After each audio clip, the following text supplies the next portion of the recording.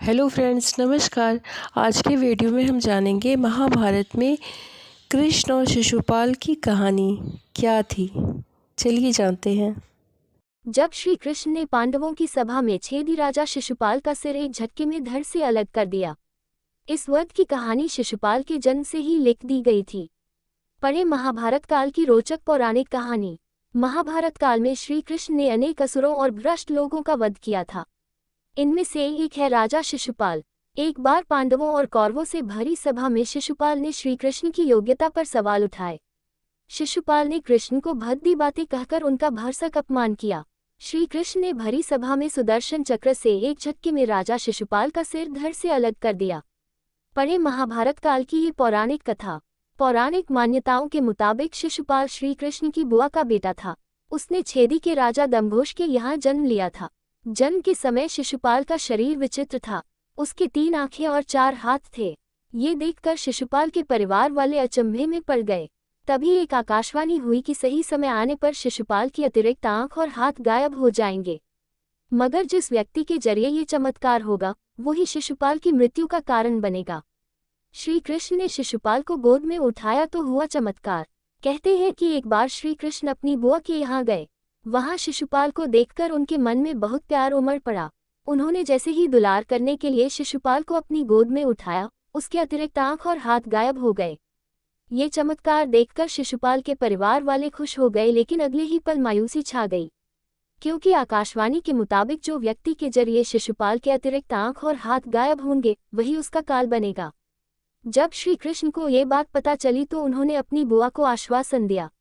उन्होंने कहा कि वह शिशुपाल की 100 गलतियां माफ कर देंगे, यानी कि शिशुपाल अगर 100 गलतियां भी करता है तो वे उसे कोई नुकसान नहीं पहुंचाएंगे। आगे चलकर शिशुपाल छेदी का राजा बन गया। पांडवों ने बुलाई सभा। एक बार पांडवों ने राजसूय यज्ञ का आयोजन किया। इसमें सभी श्री कृष्ण, भीष्म पितामह, गुरु द्रोणाचार्य, कौरवों के साथ साथ सभी महान ऋषियों और समस्त राज्यों के राजाओं को भी आमंत्रित किया गया। छेदीराज शिशुपाल भी सभा में मौजूद था। यज्ञ खत्म होने के बाद युधिष्ठिर को सभी महात्माओं की पूजा करनी थी। तब उनके मन में दुविधा पैदा हो गई कि वह सबसे पहले किसकी पूजा करें। तब युधिष्ठिर ने भीष्म पितामह से इसका समाधान पूछा। भीष्म ने कहा कि श्री कृष्ण परम वंदनीय हैं, इसलिए उनकी सबसे पहले पूजा की जानी चाहिए। जैसे ही युधिष्ठिर श्री कृष्ण की पूजा करने के लिए आगे बढ़े, शिशुपाल अपनी जगह से उठ खड़ा हुआ। शिशुपाल ने श्री कृष्ण की पहले पूजा करने पर सवाल उठाए। युधिष्ठिर ने कहा कि भीष्म पितामह की आज्ञा से उन्होंने कृष्ण की पूजा करने का फैसला लिया है। शिशुपाल, उन्हें रोकने वाला कौन होता है? शिशुपाल को क्रोध आ गया। उसने युधिष्ठिर के साथ साथ श्री कृष्ण को भी भला बुरा कहना शुरू कर दिया। तब श्री कृष्ण उठे और शिशुपाल को शांत रहने के लिए कहा। उन्होंने समझाया कि वे उसकी 100 गलतियां माफ कर देंगे, लेकिन जैसे ही 100 से एक भी ज्यादा गलती की तो वे उसका वध कर देंगे। श्री कृष्ण ने शिशुपाल को बचपन की पूरी कहानी सुनाई कि कैसे उनकी गोद में आते ही उसके अतिरिक्त हाथ और आंख गायब हो गए थे। शिशुपाल ने कृष्ण की एक न सुनी और लगातार उनका अपमान करता चला गया। भरी सभा में वह श्री कृष्ण के साथ साथ भीष्म, द्रोणाचार्य, युधिष्ठिर को भद्दी बातें कहने लगा। श्री कृष्ण ने आखिरी चेतावनी दी। उन्होंने कहा कि अब तक तुमने 100 ऐसी गलतियां कर दी हैं जिनकी वजह से तुम्हारा वध कर देना चाहिए, मगर तुम्हारी माता को दिए वचन के अनुसार मैंने ये सारी गलतियां माफ कर दी हैं। अगर तुमने एक और गलती की तो यही तुम्हारा वध हो जाएगा। शिशुपाल को श्री कृष्ण की ये बात मजाक लगी। वह फिर से कृष्ण के परिवार के बारे में भला बुरा कहने लगा। अगले ही पल श्री कृष्ण ने सुदर्शन चक्र निकाला और एक झटके में शिशुपाल का सिर धड़ से अलग कर दिया। सभा में मौजूद हर एक शख्स बस देखता रह गया। महाभारत की कथा भगवान श्री कृष्ण के बिना अधूरी है। इसमें कई प्रसंग है। ऐसा ही एक प्रसंग है भगवान श्री कृष्ण और शिशुपाल का।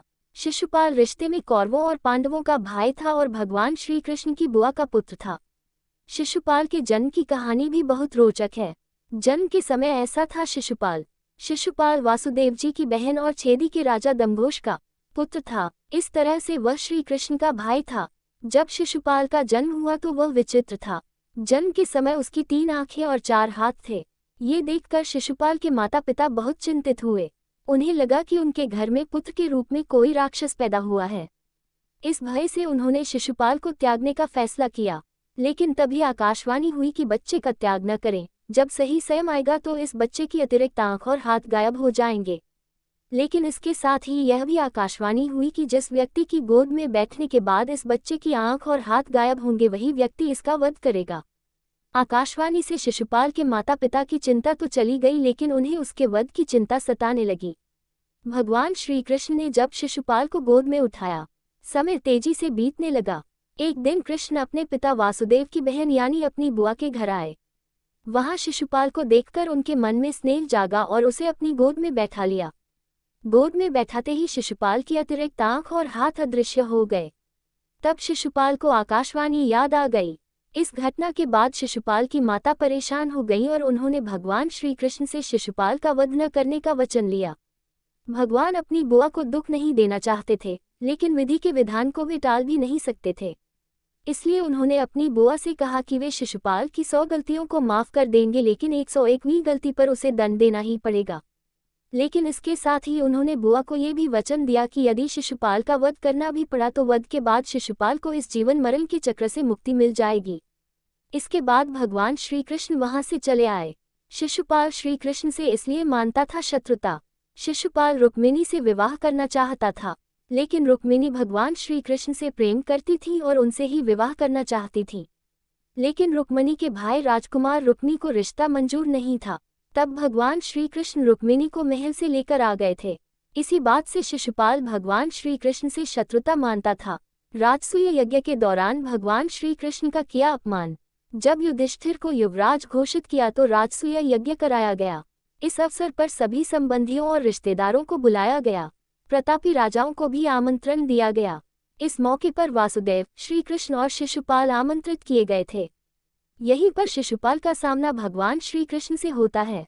भगवान श्री कृष्ण का युधिष्ठिर ने आदर सत्कार किया। ये बात शिशुपाल को रास नहीं आई और सभी के सामने खड़े होकर इसका विरोध करने लगा।